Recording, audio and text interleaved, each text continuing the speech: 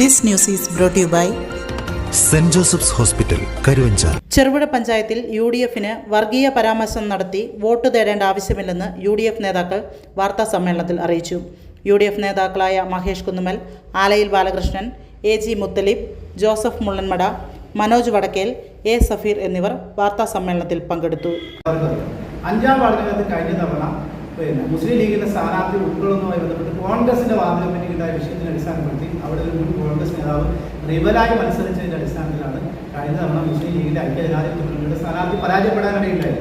എന്നാൽ ഇത്തവണ അത്തരത്തിലുള്ള കാര്യങ്ങളൊക്കെ നേരത്തെ തന്നെ വാർഡ് കോൺഗ്രസ് കമ്മിറ്റിയുമായി സംസാരിച്ച് സെറ്റിൽ ചെയ്ത് ക്ലിയർ ചെയ്ത് മുസ്ലിം ലീഗിന്റെ ഇതോടുകൂടി അവിടെ യു.ഡി.എഫിന്റെ സ്വതന്ത്ര സ്ഥാനാർത്ഥി മത്സരിക്കുകയും എൻ ബ്ലോക്കായി അവിടുത്തെ മുസ്ലിം ലീഗും കോൺഗ്രസും കേരള കോൺഗ്രസും ഒക്കെ ഒന്നിച്ചിറങ്ങി ആ സ്ഥാനാർത്ഥിയുടെ വിജയത്തോട് മുന്നോട്ട് നീങ്ങുകയും ചെയ്യുമ്പോൾ ഒരുപക്ഷെ ഏറ്റവും വലിയ ഭൂരിപക്ഷത്തോടുകൂടി പഞ്ചായത്തിനകത്ത് ആ സ്ഥാനാർത്ഥി വിജയിച്ച് കയറുമെന്ന തോന്നലിന്റെ അടിസ്ഥാനത്തിലാണ് CPIയുടെ നേതാവ് ഇത്തരത്തിലുള്ള വില കുറഞ്ഞ ആരോപണങ്ങൾ വർഗീയത പറഞ്ഞുകൊണ്ടൊന്നും ചെറുപുഴ പഞ്ചായത്തിനകത്ത് കോൺഗ്രസിന് വോട്ട് കൊടുക്കേണ്ട കാര്യമില്ല.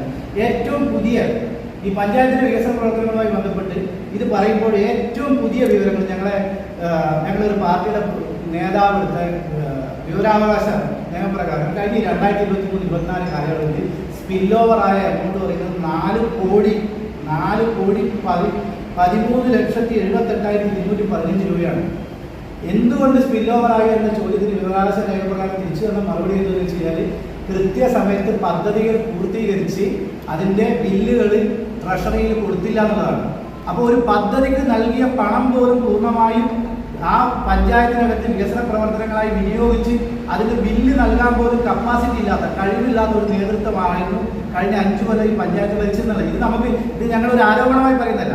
ഇത് ഞങ്ങളുടെ പാർട്ടിയുടെ പ്രധാനപ്പെട്ട നേതാവ് ടി.പി. ശ്രീനീഷ് എന്ന യൂത്ത് കോൺഗ്രസിന്റെ നേതാവ് നൽകിയ വിവരാവകാശ രേഖ പ്രകാരം ഇൻഫർമേഷൻ ഇതിൽ നിന്ന് ഞങ്ങൾക്ക് കിട്ടിയ വിവരമാണ് പറയുന്നത്. 4,13,78,215 രൂപ ബിൽ ഓവറായി. അതിന്റെ കാരണം ചോദിച്ചപ്പോൾ പറഞ്ഞ് അതിന്റെ മറുപടി എന്ന് വെച്ച് കഴിഞ്ഞാൽ 2023-24 പ്രവൃത്തികൾ പൂർത്തീകരിച്ച് ബില്ല് ട്രഷറിയിൽ സമർപ്പിക്കാത്തത് കൊണ്ടാണ് അത് ഫിൽ ഓവറായതെന്നാണ് പറഞ്ഞത്. പിന്നീട് എല്ലാവർക്കും ഉണ്ടാകുന്ന സംശയം ഈ ഫിൽ ഓവറായ പണം തിരിച്ചു കിട്ടുമെന്നാണ്. ഫിൽ ഓവറായ പണം തിരിച്ച് അടുത്ത പദ്ധതി വർഷത്തേക്ക് കിട്ടുമെന്നുള്ള ചോദ്യത്തിന് 20% വേണമെങ്കിൽ ഉപയോഗിക്കാനാണ്. എന്ന് വെച്ചാൽ 80 ലക്ഷം രൂപ 4,13,00,000 ചില്ലറ രൂപയിൽ നിന്ന് 80 ലക്ഷം രൂപയാണ് ഈ 2015-16 പദ്ധതിയുമായി ബന്ധപ്പെട്ട് കിട്ടുക എന്ന് പറയുമ്പോൾ 4 കോടി രൂപയോളം ഈ പഞ്ചായത്തിനകത്ത് സാധാരണക്കാരന് വേണ്ടുന്ന ആനുകൂല്യങ്ങൾ നൽകാനും സാധാരണക്കാരന് വേണ്ടുന്ന വികസന പ്രവർത്തനങ്ങൾ നടത്താനും ഇവിടുത്തെ ധാരാളം റോഡുകൾ പൊട്ടിപ്പൊളിഞ്ഞ് പാളീസായി കിടക്കുമ്പോഴാണ് ഇത്രയധികം തുക ഈ പഞ്ചായത്തിൻ്റെ കെടുകാര്യസ്ഥത കൊണ്ട് ഈ പഞ്ചായത്തിൻ്റെ കഴിവില്ലായ്മ കൊണ്ട് നമുക്ക് നഷ്ടപ്പെട്ടത്. ഇതിൻ്റെ മേലെ ഇരുന്നുകൊണ്ടാണ് വികസന പ്രവർത്തനത്തെക്കുറിച്ചും അതുപോലെ തന്നെ വാദവരാതെ സംസാരിക്കുന്നതിനെക്കുറിച്ച് ഇടതുപക്ഷ ജനാധിപത്യത്തിന് വേണ്ടി എന്ന് പറയുമ്പോഴാണ് ഇത് എത്രത്തോളം വിരോധാഭാസമായ ഒരു കാര്യമാണെന്ന് പറയുന്നത്. മുൻകാലങ്ങളിൽ വ്യത്യാസമായി ഇൻഫർമേഷൻ ടെക്നോളജി വിവര സാങ്കേതിക വിദ്യ വലിയ രീതിയിൽ വളർന്നതുകൊണ്ട് ഇതൊന്നും ജനങ്ങളുടെ മുന്നിൽ വിലപ്പോവില്ലായിരുന്നു. ഇന്നത്തെ ഓരോ കാര്യങ്ങളും ഓരോ മനുഷ്യൻ്റെ വിരൽത്തുമ്പിൽ മൊബൈലിനകത്ത് കൃത്യമായി കിട്ടും എന്നുള്ളതുകൊണ്ടും ഈ സത്യാവസ്ഥയൊക്കെ ജനങ്ങൾക്കറിയാമെന്നും കള്ളം പ്രചരിപ്പിച്ചുകൊണ്ട് വികസനം പറഞ്ഞുകൊണ്ട് ഇതിൽ നിന്ന് മുന്നോട്ട് നീങ്ങേണ്ട ധാർമ്മികമായ യാതൊരു അവകാശവും ഇവർക്കില്ല എന്നതാണ് ഇതുമായി ബന്ധപ്പെട്ടതിനെ സംബന്ധിച്ചിട്ട് നേരത്തെ ഇവിടെ സൂചിപ്പിച്ചതുപോലെ ഏറ്റവും വലിയ ഭൂരിപക്ഷം, അതായത് ഇതിന് മുൻകാലങ്ങളിലൊക്കെ 550 വോട്ടിൻ്റെ ഭൂരിപക്ഷത്തിൽ കളത്തിൽ ഉപയോഗിച്ചിട്ടും വിജയിച്ച ഒരു വാർഡാണ്. UDFിൻ്റെ സ്വന്തം ഒരു തട്ടകമെന്ന് തന്നെ പറയാൻ പറ്റുന്ന ഒരു വാർഡാണ്. ആ വാർഡിൽ നിന്നുകൊണ്ട് കഴിഞ്ഞ പ്രാവശ്യം UDFിൻ്റെ ഭാഗത്തു നിന്നുണ്ടായ ചില അഭിപ്രായ വ്യത്യാസങ്ങൾക്ക് വഴി കൊടുക്കുകയും അതുപ്രകാരം നമ്മുടെ സ്ഥാനാർത്ഥി നിർണയത്തിൽ വന്ന ഒരു പിഴവ് മുതലെടുത്തുകൊണ്ടാണ് കഴിഞ്ഞ പ്രാവശ്യം LDF അവിടെ ജയിച്ചത് 5-ാം വാർഡിൽ. പക്ഷെ അവരുടെ വിചാരം LDF കാലാകാലങ്ങളായിട്ട് പുളിങ്ങോംപാടിൽ ചെറുപുഴ പഞ്ചായത്തിലും വിജയിച്ചു വരുന്ന ഒരു ടീമാണ് എന്നുള്ള ഒരു ധാരണയിലാണ് ഇപ്രാവശ്യം അവരോട് പ്രവർത്തിച്ചു നോക്കിയത്. എല്ലാ പ്രവർത്തനങ്ങളും പരാജയത്തിലേക്ക് എത്തി എന്ന് കാണുന്ന സമയത്താണ് ഈ കഴിഞ്ഞ ദിവസം ഒരു വർഗീയ വിദ്വേഷം നമ്മുടെ സ്ഥാനാർത്ഥി നടത്തിയെന്ന് പറഞ്ഞുള്ളൊരു പത്രസമ്മേളനം ഇടതുപക്ഷവും പ്രത്യേകിച്ച് മുൻ മെമ്പറായ സിബിയും ഇവിടെ നടത്തുകയുണ്ടായി. നമ്മുടെ പുളിങ്ങോത്ത് പാലാന്തരം എന്ന് പറഞ്ഞ പ്രദേശത്ത് ഒരു കുടിവെള്ള പദ്ധതി 6 ലക്ഷം രൂപ മുടക്കി ഒരു കുടിവെള്ള പദ്ധതി നിർമ്മിച്ചു കൊടുത്തു എന്ന് പറഞ്ഞ് അതിൻ്റെ എല്ലാ വികസന പ്രവർത്തനങ്ങളും ഞങ്ങൾ വൻ രീതിയിൽ നടത്തിയെന്ന് പറഞ്ഞുകൊണ്ടാണ് അവിടെ ഇപ്പോൾ ഈ തെരഞ്ഞെടുപ്പിനെ അവർ നേരിടുന്നത്. ഞങ്ങൾ കഴിഞ്ഞ ദിവസം അവിടെ സന്ദർശിക്കുകയും ഈ 6 ലക്ഷം രൂപ മുടക്കി എന്ത് കുടിവെള്ള പദ്ധതിയാണ് അവരവിടെ നിർമ്മിച്ചത് എന്ന് നോക്കുവാനുള്ള കുറച്ച് ആൾക്കാർ കൂടി നമ്മളവിടെ പോയി നോക്കുകയുണ്ടായി. അവിടെ കണ്ട കാഴ്ച ഒരു വീടിൻ്റെ സൈഡിലുള്ള ഒരു പഴയ കിണർ, ആ കിണറിന് മേലെ ഒരു റിങ് പണിത് വെച്ചിട്ടുണ്ട്. തൊട്ടപ്പുറം ഒരു ചെറിയൊരു മോട്ടോർ പെര പണിത് വെച്ചിട്ടുണ്ട്. പിന്നെ ഒരു 2 വലിയ ടാങ്ക്, 2000-ൻ്റെ 2 ടാങ്കാണ് അവിടെ വെച്ചിട്ടുള്ളത്. ഈ ആകെ 6 ലക്ഷം രൂപ മുടക്കി എന്ന് പറയുന്ന ഈ കുടിവെള്ള പദ്ധതിയുടെ ഭാഗമായിട്ട് ഇവർ പൈസ മുടക്കി ചെയ്ത ഒരു കാര്യങ്ങൾ ഇത് മാത്രമാണ്. അതൊക്കെ നമ്മൾ കണ്ടുപിടിച്ചു. എന്തായാലും ഇതിൻ്റെ ഒരു അന്വേഷണം വരും എന്നുള്ള ഒരു തോന്നൽ കൂടെ വന്നപ്പം ഇടതുപക്ഷ ചിന്താഗതിക്കാരനായ ഇടതുപക്ഷ ഒരു വ്യക്തി കഴിഞ്ഞ ദിവസം ഒരു വിദ്വേഷ പ്രസംഗം, ഒരു പരാമർശം നടത്തുന്നുണ്ടായി വാട്സാപ്പ് വഴി. അതും ഞങ്ങളുടെ കയ്യിലുണ്ട് എന്ന് മനസ്സിലാക്കിയ അവർ ഞങ്ങളിതൊക്കെ പുറത്തേക്ക് കൊണ്ടുവരുമെന്നുള്ള ഒരു പേടിയിലാണ് കഴിഞ്ഞ ദിവസം മുൻകൂറായിട്ട് അവർ ഇവിടെ വന്ന് ഒരു പത്രസമ്മേളനം നടത്തുന്നത്. നിങ്ങൾക്കെല്ലാം അറിയാം, നിങ്ങൾ പാലാന്തരം പ്രദേശം നിങ്ങൾക്ക് എല്ലാവർക്കും അറിയുന്നതാണ്. നിങ്ങളവിടെ പോയാൽ ഞാൻ ഈ പറഞ്ഞ കാര്യങ്ങളൊക്കെ നിങ്ങൾക്ക് അവിടെ കാണാൻ പറ്റും. 6 ലക്ഷം രൂപ മുടക്കി കുടിവെള്ള പദ്ധതി ഉണ്ടാക്കിയത് എന്താണെന്ന് നിങ്ങൾക്ക് കൃത്യമായിട്ട് മനസ്സിലാക്കാൻ പറ്റും. ഞാനിന്നിവിടെ പറയുന്നത്, ഈ കഴിഞ്ഞ ദിവസം ഡെന്നി കാവാലം പത്രസമ്മേളനത്തിൽ ഒരു കാര്യം പറയുണ്ടായി. വിദ്വേഷ പ്രചാരണങ്ങൾ നടത്തിക്കഴിഞ്ഞാൽ 2 ദിവസം കഴിഞ്ഞ് കഴിഞ്ഞാൽ ഇലക്ഷൻ അങ്ങ് കഴിയും. പിന്നീട് നമ്മളൊക്കെ നേരിട്ട് കാണേണ്ടി വരും കാണേണ്ട ആൾക്കാരാണ് എന്നുള്ളൊരു പ്രസ്താവന ഇവിടെ ഡെന്നി കാവാലം നടത്തുകയുണ്ടായി. അത് ഏതാനും ദിവസങ്ങൾക്ക് മുമ്പ് ഞാൻ ഡെന്നി കാവാലത്തിനോടും അതെനിക്ക് സിബി കരിയക്കരയോടും ഞാൻ അവിടെ നിന്ന് പുളിങ്ങോത്ത് നിന്ന് ഞാൻ പറഞ്ഞ കാര്യമാണ്. സിബി അല്ലെങ്കിൽ ഡെന്നി, നമുക്ക് ഇവിടെ നിങ്ങൾ വോട്ട് പിടിക്കാം, ഏത് സ്ഥാനാർത്ഥി ജയിക്കാം. കഴിഞ്ഞ പ്രാവശ്യം LDF ജയിച്ചു, ഇപ്രാവശ്യം UDF ജയിക്കാം, അതൊക്കെ സ്വാഭാവികമാണ്. പക്ഷേ ഇവിടെ ഈ വർഗീയ വിദ്വേഷം ഇവിടെ ഉണ്ടാക്കി കഴിഞ്ഞാൽ പിന്നീടുള്ള കാലങ്ങളിൽ മറ്റുള്ള എല്ലാ സമുദായങ്ങളും ഇടപഴകി ചേരുന്ന ഒരു സ്ഥലമായതുകൊണ്ട് തന്നെ എന്തെങ്കിലും തരത്തിൽ ഇത് പിന്നീട് ഒരു ബുദ്ധിമുട്ട് വരുന്ന അവസ്ഥയിലേക്ക് എത്താൻ പാടില്ല. അതുകൊണ്ട് വർഗീയ വിദ്വേഷം ഇവിടെ ഉണ്ടാക്കാൻ നിങ്ങൾ ശ്രമിക്കരുത് എന്ന് ഞാൻ കൃത്യമായി ഡെന്നിയോടും സിബിയോടും പറഞ്ഞ കാര്യമാണ്. അതാണ് ഇന്നലെ ഇവിടെ വന്നിട്ട് അവർ നേരെ തിരിച്ച് ഞങ്ങളുടെ പേരേക്ക് ഇട്ടിരിക്കുന്നത്. അതുകൊണ്ട് ഈ നമ്മുടെ ഒരു വോയിസ് എൻ്റെ കയ്യിലുണ്ട് കൃത്യമായിട്ട്. ഈ വോയിസ് ഒരിക്കലും ഞാൻ പുറത്ത് പറയണമെന്ന് വിചാരിച്ചൊന്നുമല്ല. പക്ഷേ ഇന്നലെ ഈ വോയിസ് ഇട്ടുകൊണ്ട് നമ്മളെ പ്രതിരോധത്തിലാക്കാൻ ശ്രമിച്ച അവരുടെ ശരിയായ ഉദ്ദേശം എന്താണെന്ന് എനിക്ക് ഈ വോയിസ് കേട്ടാൽ മനസ്സിലാവും. ഇഷ്ടമായി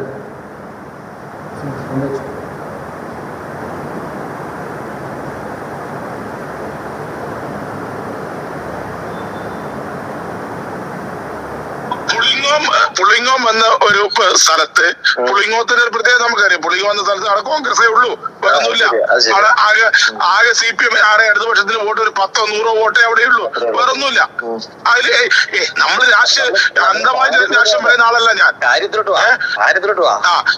അപ്പൊ ആ വാർഡില് ലീഗിന് ജയിക്കുക എന്ന് പറയുന്നത്, ലീഗ് അവിടെ ജയിക്കുക, പുളിങ്ങോം ടൗണിന്റെ ഒരു ഭരണം മുസ്ലിം ലീഗിന്റെ കയ്യിലേക്ക് എത്തുക എന്നുള്ളത് അവരുടെ കാലങ്ങളായിട്ടുള്ള ഒരു ആഗ്രഹമാണ്. ഓക്കെ, അതിന് ഒരു തരത്തിലും അവിടെ അവര് ജയിക്കാത്തത് പറയുന്നത് അവിടെ കോൺഗ്രസ് UDF സംവിധാനം കോൺഗ്രസോ ഇല്ലാത്തതുകൊണ്ടോ ഒന്നുമല്ല. അതിന് അവിടുത്തെ ക്രിസ്ത്യൻ സമൂഹം, ഹിന്ദു സമൂഹം, ഇവർ രണ്ടുപേരും കൂടെ കൂട്ടായി യോജിച്ചുകൊണ്ട് അവര് ഈ 2 തെരഞ്ഞെടുപ്പിൽ അവരെ പരാജയപ്പെടുത്തി. കേട്ടില്ലേ? ഇതൊക്കെ ഇങ്ങനെ വോയിസ് എന്താന്ന് പറഞ്ഞാൽ, ക്രിസ്ത്യൻ വിഭാഗത്തിൽപ്പെട്ട വോട്ട് മറിക്കാൻ LDFന്റെ ഭാഗത്ത് ശ്രമം നടത്തുന്നുണ്ട് എന്നാണ് അവർ മുന്നറിയിപ്പ് കൊടുക്കുന്നത്. ശരിയാണ്, LDF അവിടെ ജയിച്ചതും അങ്ങനെ തന്നെയാണ്. ഏത് തെറ്റിദ്ധരിക്കപ്പെട്ടു പറയുന്നതെങ്കിൽ. അപ്പോൾ സ്വാഭാവികമായിട്ടും നമ്മുടെ വോട്ട് എന്ന് പറയുന്നത് UDFന്റെ വോട്ട്, മുസ്ലിം ലീഗിൻ്റെ വോട്ട് അല്ലെങ്കിൽ കോൺഗ്രസിൻ്റെ വോട്ട് ഒരു മറിയാതിരിക്കാൻ നമ്മൾ ശ്രദ്ധിക്കും. അത് സ്വാഭാവികമല്ലേ. മാത്രമല്ല, നമ്മളെ സംബന്ധിച്ചിടത്തോളം കഴിഞ്ഞ LDF അവിടെ സ്വീകരിച്ചിട്ടുള്ള ഒരു സമീപനം എന്ന് പറയുന്നത്, കഴിഞ്ഞ പ്രാവശ്യം ഞങ്ങൾ പരാജയപ്പെട്ടു, മുസ്ലിം ലീഗിൻ്റെ സ്ഥാനാർത്ഥി പരാജയപ്പെട്ടു. സ്വാഭാവികമായിട്ട് ആ പരാജയത്തിൻ്റെ ഉത്തരവാദിത്വം ഒരു സമുദായത്തിൻ്റെ മേലെ കെട്ടിവെക്കാൻ അവർ ശ്രമിക്കുന്നു. ഒന്ന് നാളെ ലാഭത്തിന് വേണ്ടിയിട്ടാണ്. കോൺഗ്രസോ ലീഗോ അല്ലെങ്കിൽ ഐക്യജനാധിപത്യ മുന്നണിയോ ആ പരാജയം ആ രീതിയിൽ കാണാൻ ആഗ്രഹിക്കുന്നില്ല. അങ്ങനെയല്ല സംഭവിച്ചത്. യഥാർത്ഥത്തിൽ ഞങ്ങളെ സംബന്ധിച്ചിടത്തോളം മുസ്ലിം ലീഗ് കേരളത്തിൽ ഐക്യജനാധിപത്യ മുന്നണിയുടെ അവിഭാജ്യ ഘടകം തന്നെയാണ്. പക്ഷേ ചെറുപുഴ പഞ്ചായത്തിൽ 2020 പെരിങ്ങോമേക്കര പഞ്ചായത്തിൽ ഉണ്ടാകുമ്പോൾ ലീഗിന് 3-5 സീറ്റ് പെടാനും അവിടെ എല്ലാം പെരിങ്ങോത്തല്ല സീറ്റ് ഉണ്ടായിരുന്നു. ചെറുപുഴ ഭാഗത്ത് ഉണ്ടായിട്ടില്ല.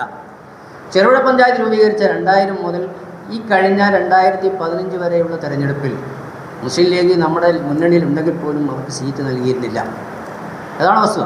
അപ്പോൾ 2015 ആകുമ്പോഴേക്കും ഈ നമ്മുടെ സംസ്ഥാന കോൺഗ്രസ് നേതൃത്വം, ജില്ലാ കോൺഗ്രസ് നേതൃത്വവും മുസ്ലിം ലീഗ് എന്ന് പറയുന്ന പ്രധാനപ്പെട്ട ഘടകകക്ഷികളെ അഡ്ജസ്റ്റ് ചെയ്യണം എന്ന പാർട്ടി തീരുമാനത്തിൻ്റെ അടിസ്ഥാനത്തിൽ 2015 ചെറുപുഴ പഞ്ചായത്തിൽ ആദ്യമായി മുസ്ലിം ലീഗിന് സീറ്റ് അനുവദിക്കും.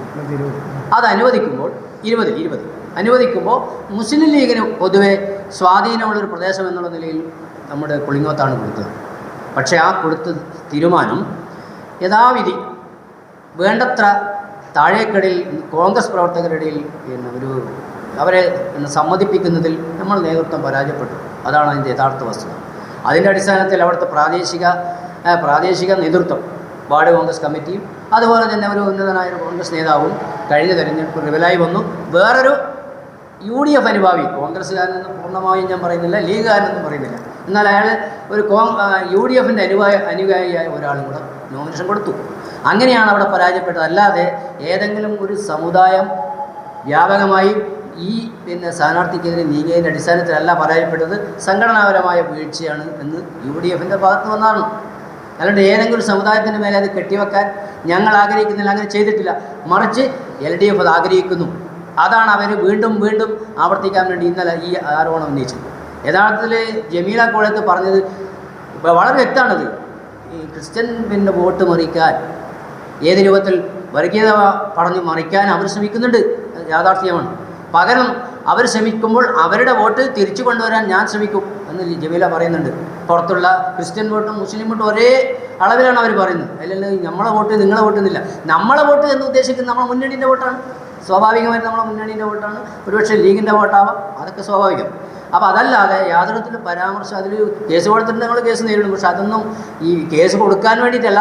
ഇപ്പോൾ ഈ അവസാന ലാപ്പിൽ നിങ്ങളോട് ഞാൻ പറയുന്നു, തെരഞ്ഞെടുപ്പിൽ ഉന്നതമായ വിജയം, ഉജ്ജ്വലമായ വിജയം UDFന് കിട്ടുമെന്ന് LDFന് വളരെ വ്യക്തമായി മനസ്സിലായതിൻ്റെ അടിസ്ഥാനത്തിലാണ് പല സ്ഥാനാർത്ഥികൾക്കെതിരെയും ഇത്തരത്തിലുള്ള ആരോപണങ്ങൾ ഉന്നയിച്ച് അവസാന നിമിഷം നമ്മളെ ജനങ്ങളെ തെറ്റിദ്ധരിപ്പിക്കാം. ഞങ്ങൾ ഈ തെരഞ്ഞെടുപ്പിൽ ജയിച്ചു കഴിഞ്ഞാൽ, പുളിങ്ങോത്ത് ഞങ്ങൾ ജയിച്ചാൽ അല്പം ഒരു സ്പർദ്ധ ഉണ്ടാക്കിയെടുത്തിട്ടുണ്ട് ഈ LDF. ആ ഉണ്ടാക്കിയെടുത്ത സ്പർദ്ധ അവസാനിപ്പിക്കാൻ ആദ്യത്തെ ശ്രമം അതാണ് നടത്തൽ. അതെന്ന് വെച്ചാൽ ഉന്നതമായ പാരമ്പര്യം, മുസ്ലിം അവിടെ ഈ പുളിങ്ങം മക്കാമുള്ള ഒരു പ്രദേശമാണ്. അവിടെ മതസൗഹാർദ്ദത്തിൻ്റെ ഈറ്റില്ലമാണ് പുളിങ്ങം. അതില്ലാതാക്കാൻ ബോധപൂർവം ശ്രമിക്കുകയാണ് LDF. എന്തുകൊണ്ടാണ്?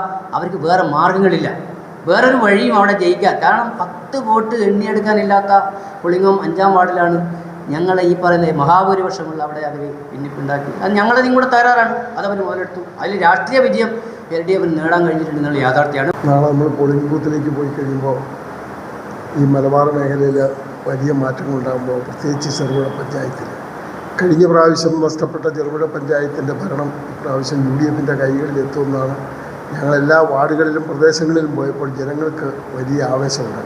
ഈ പഞ്ചായത്തിൻ്റെ ഭരണം മാത്രമല്ല, കേരള ഗവൺമെൻറ്റിനെതിരെയുള്ള ഒരു ജനവികാരം മൊത്തം ഈ പ്രദേശങ്ങളിലുണ്ട്. ഈ സംസ്ഥാനത്ത് ഈ പ്രദേശങ്ങളിലെല്ലാം ഉണ്ട്. നിലവിലുള്ള LDF ഗവൺമെൻറ്റിനെതിരെയുള്ള ജനവികാരം ഈ പഞ്ചായത്ത് തെരഞ്ഞെടുപ്പിൽ പ്രതിഫലിക്കും എന്ന കാര്യത്തിൽ യാതൊരു സംശയമില്ല.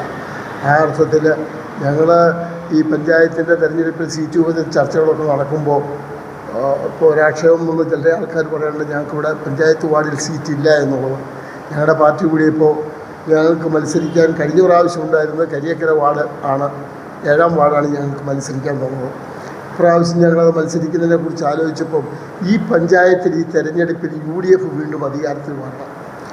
ഏതെങ്കിലും ഒരു ഘടകകക്ഷി എന്നുള്ളതിന് ഞങ്ങളതിനകത്ത് നിന്നിട്ട് ഒരു സീറ്റ് പിടിച്ച് മത്സരിച്ചിട്ട് ഇതിൻ്റെ ഭൂരിപക്ഷം കുറയ്ക്കാൻ ഒരു താല്പര്യമില്ലാത്തതുകൊണ്ട്, ഞങ്ങൾക്ക് അത്ര സ്വാധീനമില്ലാത്തതുകൊണ്ട് ആ പഞ്ചായത്ത് വാർഡ് ഞങ്ങൾ വേണ്ടെന്ന് വെച്ചാൽ, കാരണം ഒറ്റ ലക്ഷ്യമേ ഉള്ളൂ, ഞങ്ങൾ ബ്ലോക്ക് കൊണ്ട് മാത്രം മത്സരിക്കാൻ തീരുമാനിച്ചത്. ഈ പഞ്ചായത്തിൽ UDFൻ്റെ ഭരണസമിതി വീണ്ടും അധികാരത്തിൽ വരേണ്ടതുകൊണ്ടാണ് ഞങ്ങൾ വാർഡ് വിട്ടിട്ട് ബ്ലോക്കിൽ മാത്രം മത്സരിക്കുന്നത്. അത് ആ ബ്ലോക്ക് അടക്കം നമ്മുടെ ഈ പഞ്ചായത്തിലെ ഭൂരിപക്ഷം സീറ്റുകൾ നേടിക്കൊണ്ട് ഈ പഞ്ചായത്തിൻ്റെ റിസൾട്ട് ഉണ്ടാകും. അങ്ങനെ UDFൻ്റെ ഒരു പ്രതിനിധി 21-ാം തീയതി പ്രസിഡൻ്റായിട്ട് സത്യപ്രതിജ്ഞ ചെയ്യുന്ന ആ സുദിനത്തിന് വേണ്ടി ഞങ്ങളും കാത്തിരിക്കുകയാണ്. അങ്ങനെ അക്കാര്യത്തിൽ ജനങ്ങളുടെ പിന്തുണ ഉണ്ടാവണം, സപ്പോർട്ട് ഉണ്ടാവണമെന്ന് ഞങ്ങൾ എല്ലാ ഭാഗങ്ങളിലും പറയുന്നുണ്ട്. അതുണ്ടാകാൻ വേണ്ടിയിട്ട് ഞങ്ങൾ ആഗ്രഹിക്കുന്നു. Saint Joseph's hospital Karuvanchal NABH pre entry level accredited and ISO certified hospital. മലയോരത്തിന്റെ ചികിത്സാ മേഖലയിൽ അതുല്യമായ സേവന സന്നദ്ധതയുമായി 140 ബെഡുകളോടെ 24 മണിക്കൂറും പ്രവർത്തിച്ചു വരുന്നു.